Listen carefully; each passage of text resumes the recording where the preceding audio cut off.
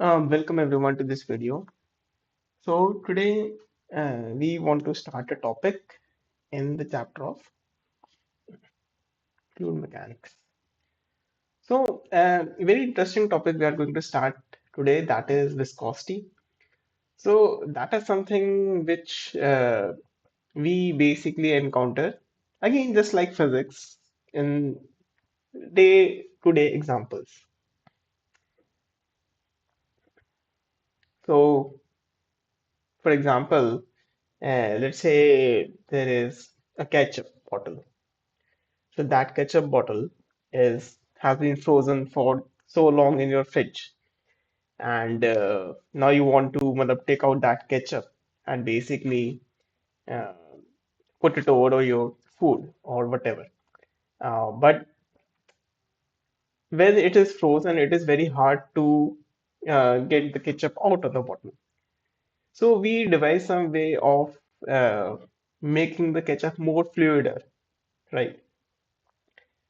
So by that we mean that we want to decrease the viscosity of the fluid inside the bottle. This is what viscosity means. We want to basically decrease some kind of friction force, which is acting between the layers of the fluid. By what I mean, layers of the fluid, what does it mean? And in the ketchup, so ketchup is or any kind of fluid for that sake have some layers. So when those layers they flow over each other because it's a fluid, it is flowing. When they flow, the layers rub against each other, and when the layers rub, they produce friction. So, for example, if I put oil, let's say oil is there, and put oil is not putting oil, I just spilled oil. The oil is spilled on table. So, how can I take advantage of uh, basically saying that oil is spilled? Would that make the motion of some object easier or more difficult as we move something on a table? Although oil will definitely stick to that object and it will possibly spoil its surface. But fluids are like that. Fluids can decrease that friction force which is acting between two bodies. And because of that, we use those fluids in cases of cutting. And so that case you would have seen in some videos like when we cut to when we cut some kind of carpentry body from some cutting tool or from some not carpentry body, some metal body is being cut by some tool. So we use those fluids. So the purpose of those fluid is to provide that lubricant action. So let's begin with viscosity.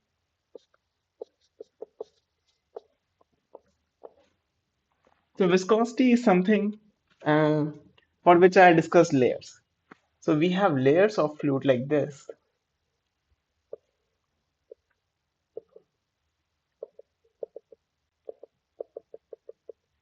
So these layers of the fluid,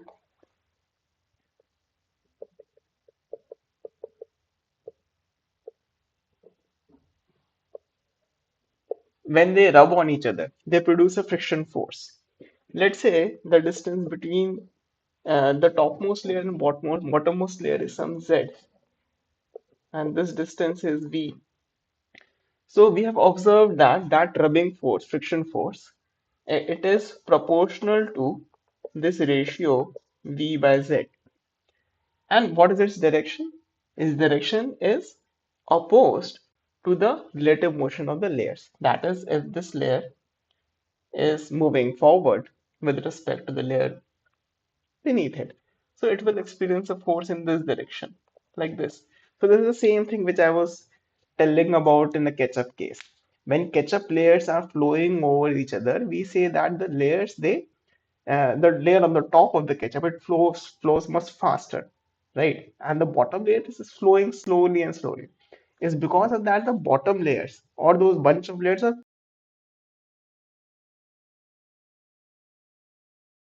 preventing that they are exerting a backward force on that topmost layer.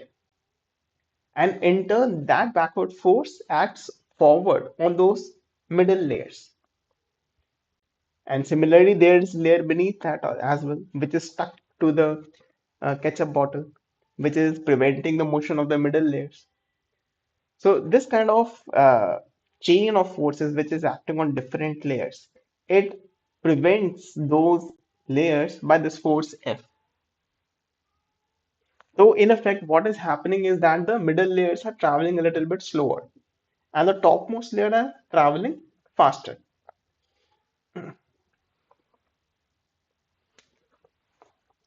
These forces are also proportional to area A, area of the layer.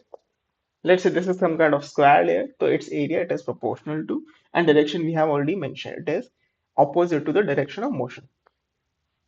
So when we put all those terms together, we get this expression F is equal to this eta is called coefficient of viscosity.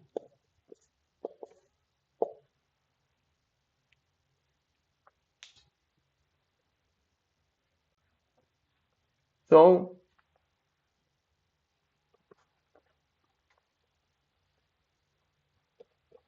as you can imagine, matlab for fluids which have high viscosity, this eta is high.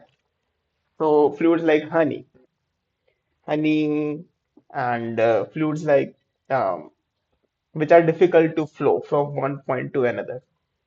So they have very high viscosity. For example, molten iron, it's also a fluid.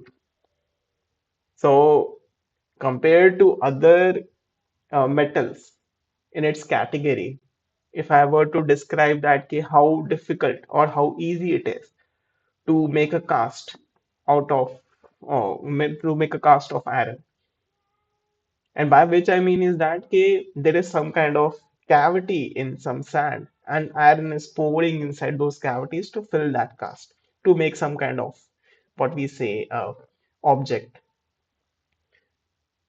So in all those cases, this factor is very important how viscous our fluid is.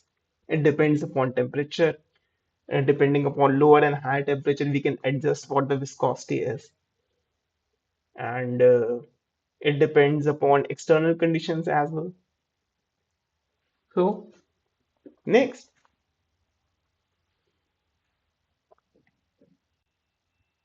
then we have, for example, in case of a pipe flow, how would you imagine the the layers of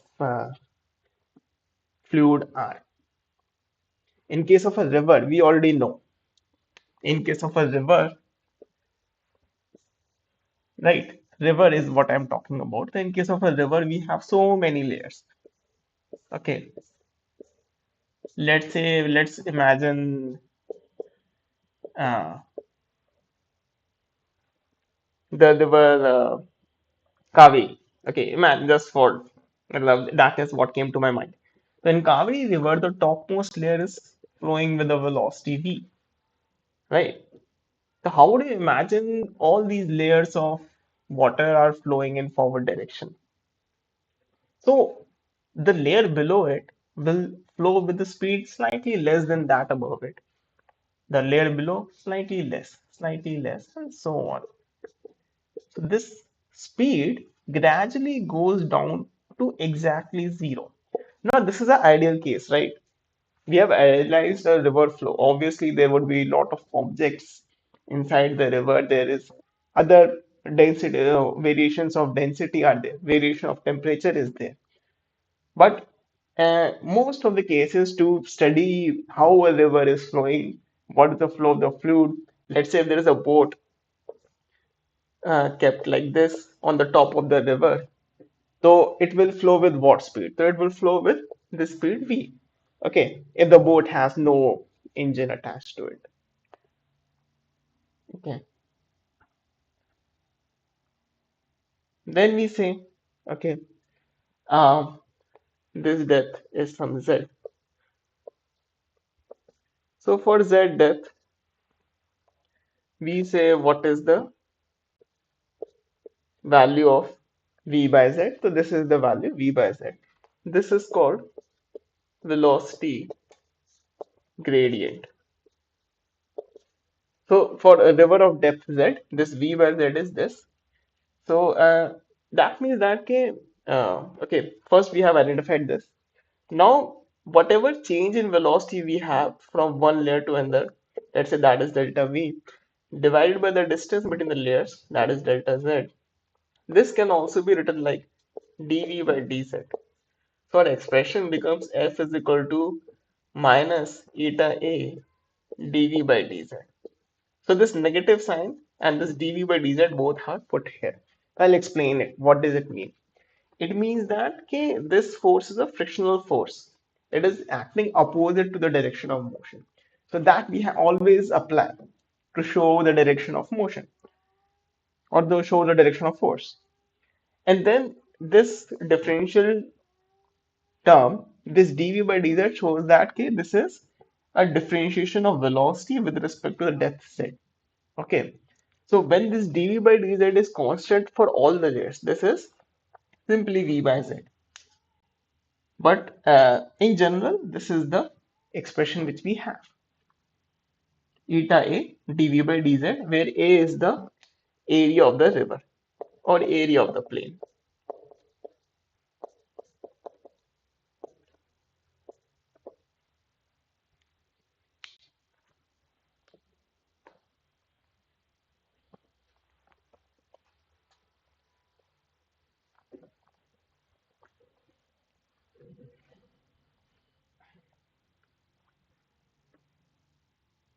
So I hope that much is clear. Um, now, okay, we have what we have studied up till now. Okay, there are some layers of the fluid which are sliding over each other. So there is a force F which acts on all the layers, which is proportional to the area of the layer, which is kind of matlab, gettable. The bigger the layer is, the more the friction force is going to be. So this is unlike the case which we have studied in laws of motion. In laws of motion, the block's area does not decide how vast the force is going to be on the block. It is decided by normal reaction and it is decided by coefficient of friction. But viscous forces are different kind of forces. They are governed by this rubbing effect. So this rubbing effect basically dissipates kinetic energy. And how the rate at which the kinetic energy is getting dissipated depends upon what area of layer are sliding over each other, because of which this friction force is proportional to the area.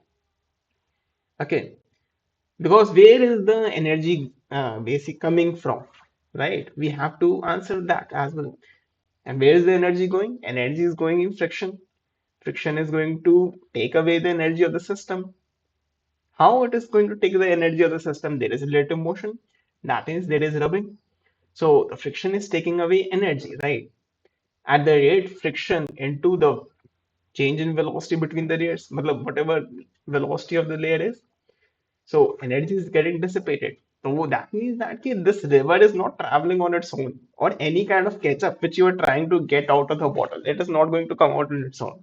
You'll have to apply some force. You have to supply some energy. So that force which you're supplying, in most of the cases, it's gravity only. Gravity pulls that ketchup down. So you can imagine that, or not imagine, that same gravitational force is also pulling down the river, right? Because we already know because of gravity, river is flowing. You can say that to your friend or your whoever you are eating dinner with, that okay, this river of ketchup is going to come down out of the bottle. So next, uh, we have to define what is turbulent flow and streamlined flow. So streamline flow.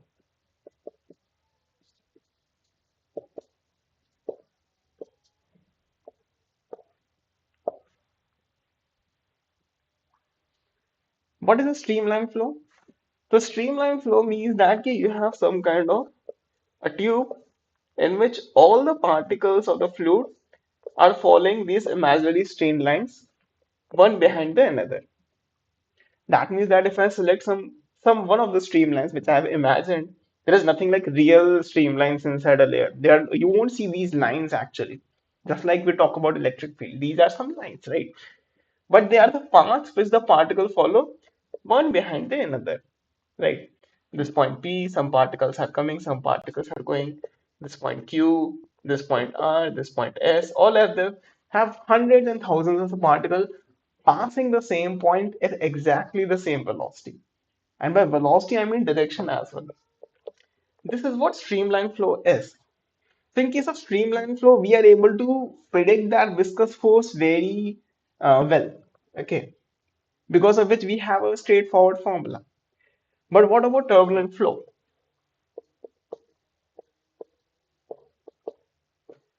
Turbulent flow, we do not have any streamlines.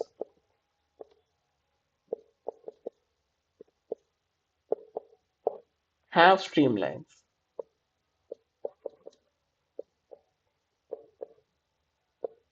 Follow defined path.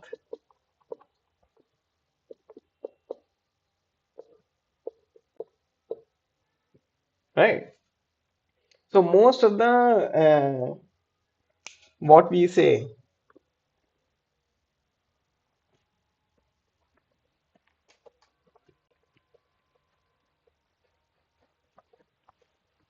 happenings in the world are turbulent,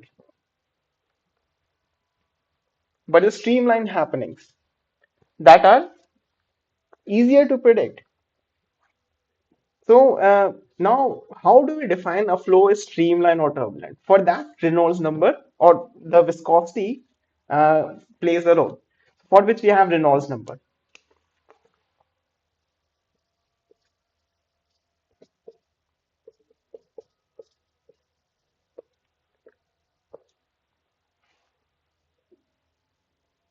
So in this Reynolds number, Re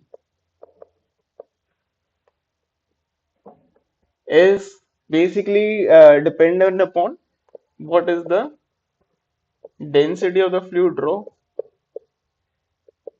the velocity with which they are moving, and the diameter of the pipe D. So let's say coefficient of viscosity of the fluid is some eta. We say that I hope it is visible. So the fluid is going with the velocity v, velocity of the fluid. This is density. This is diameter. And this is coefficient of viscosity.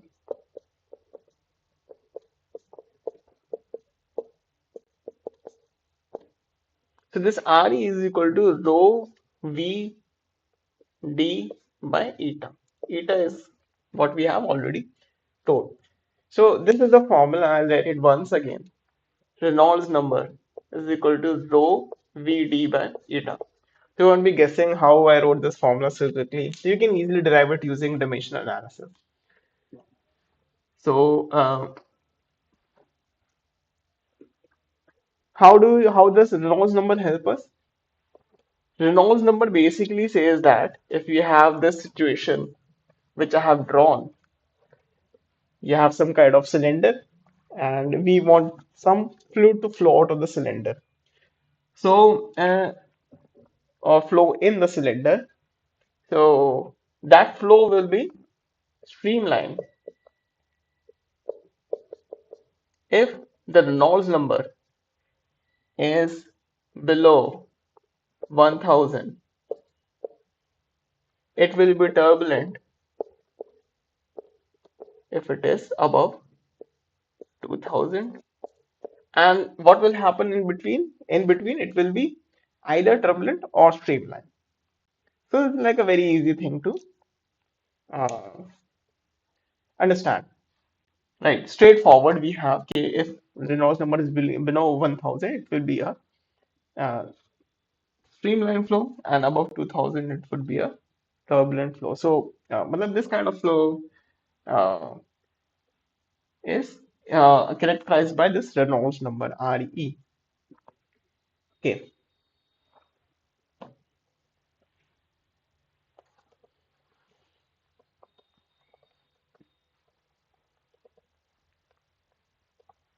so let's do one question.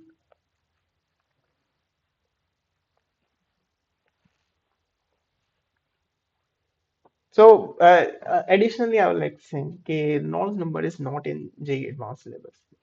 Reynolds number is only in JEE mains.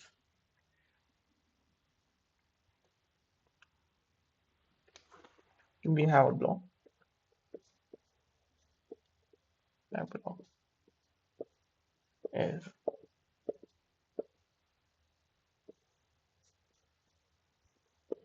uh, is kept on the table. So the example which I was saying, okay, some oil is spilled. So this is the oil. Okay, you can imagine this like that. Okay, this is the oil which is just beneath this block. Okay, so in this block, as it is kept on the top of this oil layer, it is attached via string to a mass m, which is going down with the gravitational force g, with the velocity v.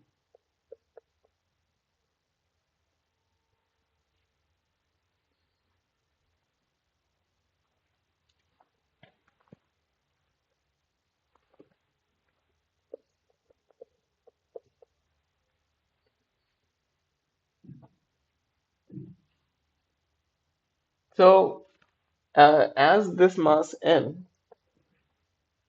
is moving forward, uh, this layer has some depth z, right? So this layer of oil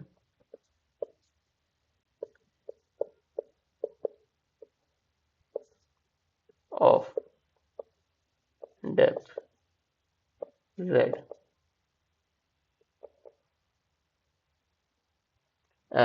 is moving forward. So we can define that same value again, velocity gradient. We will say that the block is moving with the velocity v, and the same velocity is the velocity of the topmost layer of this liquid. So this layer's topmost point of a layer has a velocity v. This is the block connected via string to this mass and capped it. So gravitational force mg is the force which is acting on this block. Now this force will be transmitted on the topmost layer of this liquid. So this would be equal to the force F. It will be equal to let's say area of the block. Area of the base of block is A. So eta A V upon Z. This is the gravitational force F. So we can find basically what is the value of the velocity with which this block will move in forward direction. So we know mg, we know eta, and we know a. So this v will be equal to mg,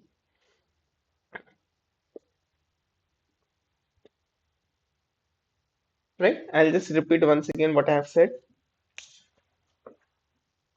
This mg we know, right?